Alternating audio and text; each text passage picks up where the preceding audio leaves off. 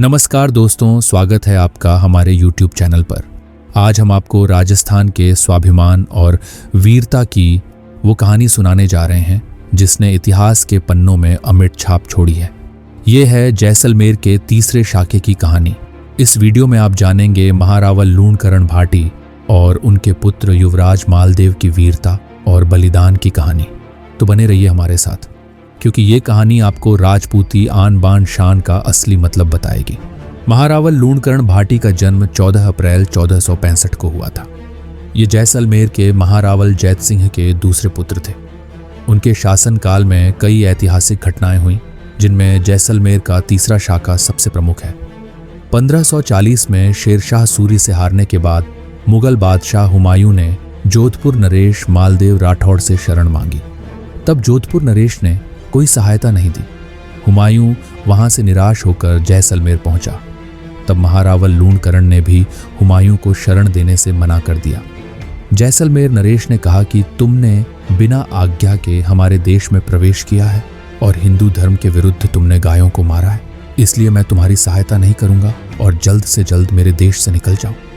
साथ ही लूणकरण भाटी ने पानी के कुएं भी रेत डालकर बंद करवा दिए ताकि हुमायूं को पीने का पानी ना मिल सके। पानी के कुएं बंद होने से हुमायूं को बड़ा कष्ट उठाना पड़ा। दर दर की ठोकरें खाता हुआ हुमायूं फिर अंत में जाकर अमरकोट पहुंचा। वहां उसे शरण मिली। कुछ समय बाद महारावल लूणकरण के समय ही कंधार का शहजादा पठान अमीर अली खान अपने परिवार सहित देश निकाला हो गया था। तब वह अपने परिवार सहित और छोटी सी सैनिक टुकड़ी सहित जैसलमेर पहुंचा और रावल से शरण मांगी। महारावल लूणकरण ने भाईचारे और भारतीय संस्कृति के तहत अमीर अली खान को शरण दी। रावल ने अमीर अली खान और उसके परिवार का खूब आदर सत्कार किया और सहदय से जैसलमेर से 2 किलोमीटर दूर किशन घाट में अमीर अली को शिविर लगाने की अनुमति भी दे दी। पठान अमीर अली खान महारावल लूणकरण का पगड़ी बदल भाई भी था, लेकिन अमीर अली का असली मकसद विश्वासघात करना था। वह जैसलमेर पर धोखे से अधिकार करने के लिए आया था। काफी समय जैसलमेर में निवास करने के कारण इस अमीर अली खान को जैसलमेर की भीतरी परिस्थितियों का ज्ञान हो गया कि जैसलमेर की सेना केवल युद्ध काल में ही निमंत्रण देने पर आती है। भाटी सामंत भी आसपास के गांवों में रहते हैं, जो युद्ध काल में ही रावल का संदेश मिलने पर सैन्य शक्ति के साथ आते हैं, और कोई स्थायी सेना जैसलमेर के पास नहीं है। अब अमीर अली मौके की तलाश में रहने लगा। एक दिन उसने जाल रचा। ये बात सन 1550 की है। उस समय वीर युवराज मालदेव भाटी जैसलमेर में उपस्थित नहीं थे। तब उस विश्वासघाती पठान अमीर अली ने रावल को संदेश भिजवाया कि उसकी बेगमें राजमहल में रानियों से मिलना चाहती हैं। महारावल लूणकरण भाटी पठान अमीर अली के पगड़ी बदल भाई थे और भारतीय संस्कृति में अतिथि को देवता माना जाता है। इस कारण महारावल ने खुशी खुशी मिलने की आज्ञा दे दी। इधर पठान अमीर अली खान ने अपने षड्यंत्र के अनुसार डोलियों में भेषधारी सैनिकों को हथियारों सहित बैठा दिया और किले के प्रवेश द्वार तक आ गया। भोले भाले भाटी राजपूत सरदारों ने अतिथि व नारी सम्मान का ध्यान रखते हुए बिना कोई जांच किए ही उन्हें किले में प्रवेश दे दिया। पठानों के किले में प्रवेश करते ही प्रथम द्वार पर ही कंधारी पठानों का भेद खुल गया। भेद खुलते ही घमासान युद्ध शुरू हो गया। किले में चारों ओर भयंकर मारकाट मच गई। कंधारी यवनों के षड्यंत्र का भेद खुलते ही रणभेरी बज उठी। राजमहलों के द्वार बंद करवा दिए गए। महारावल लूणकरण को षड्यंत्र का पता चलते ही क्रोध से उत्तेजित हो उठे और उन्होंने झपट कर तलवार निकाल ली।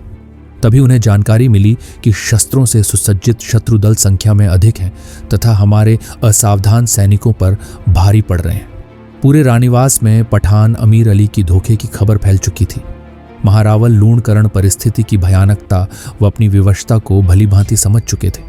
महारानी साहिबा ने उस समय की दुविधा को भांपकर रावल से कहा कि हे नाथ, सतीत्व व स्वाभिमान की रक्षार्थ प्राण न्यौछावर करने का सुअवसर किसी भाग्यवान क्षत्रिय को ही प्राप्त होता है।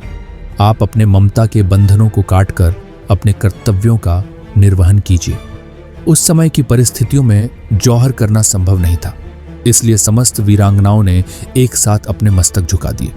उन सभी क्षत्राणियों को धारा स्नान करवाया गया, अर्थात धर्म व मर्यादा की रक्षार्थ महारावल व अन्य सरदारों ने सभी बालिकाओं, रानियों तथा महारानियों को तलवार की सहायता से अपने ही हाथों से मौत के घाट उतार दिया।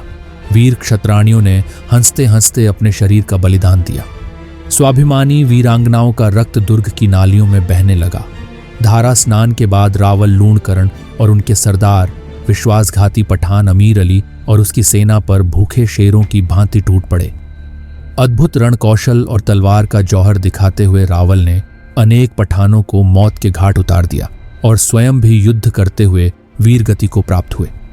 युद्ध में भाटी वीरों ने अनेक पठानों को मार गिराया और शत्रुओं का डटकर सामना किया, परंतु अचानक हुए हमले ने उन्हें संभलने का मौका ही नहीं दिया। कंधारी पठानों ने धोखे से किले पर अधिकार कर लिया। जैसलमेर दुर्ग का यह तीसरा शाखा था। कुछ इतिहासकारों ने जौहर के अभाव में इसे अर्ध शाखा कहा है। रावल लूणकरण के पुत्र युवराज मालदेव को अमीर अली द्वारा किए गए धोखे की खबर मिलते ही वह क्रोध और प्रतिशोध की ज्वाला से भड़क उठे और उन्होंने तुरंत भाटी सेनाओं की टुकड़ियां भेजी। वीर योद्धाओं के दल जैसलमेर की ओर चल पड़े। भाटी वीरों ने मां स्वांगिया के जयकारों से आकाश को गूंजायमान कर दिया। भाटी वीर पठानों से प्रतिशोध लेने के लिए जैसलमेर किले की ओर आगे बढ़े और पठानों पर टूट पड़े। युवराज मालदेव के नेतृत्व में जैसलमेर की सेना ने पठानों को करारी मात दी। उन्होंने अद्भुत वीरता का परिचय दिया। युवराज मालदेव की तलवार के जौहर के आगे पठान सेना में हाहाकार मच गया। लगभग सभी पठान मारे गए। अन्य पठान भाग छुटे अथवा प्राणों की भीख मांगने को विवश हो गए। अमीर अली जिंदा पकड़ा गया। युवराज मालदेव ने उसे चमड़े के थैली में बंद कर दक्षिण दिशा में तोप से उड़ा दिया। इस प्रकार जैसलमेर पर जो संकट आया था उसका अंत हो गया। वह युवराज मालदेव जी जैसलमेर के 21वें महारावल बने। तो दोस्तों, ये थी जैसलमेर के तीसरे शाखे की गौरवशाली कहानी। अगर आपको हमारी ये कहानी पसंद आई हो तो वीडियो को लाइक करें, शेयर करें और हमारे चैनल को सब्सक्राइब करना न भूलें। ऐसी ही ऐतिहासिक कहानियों के लिए जुड़े रहिए हमारे साथ। जय राजपूताना, जय हिंद,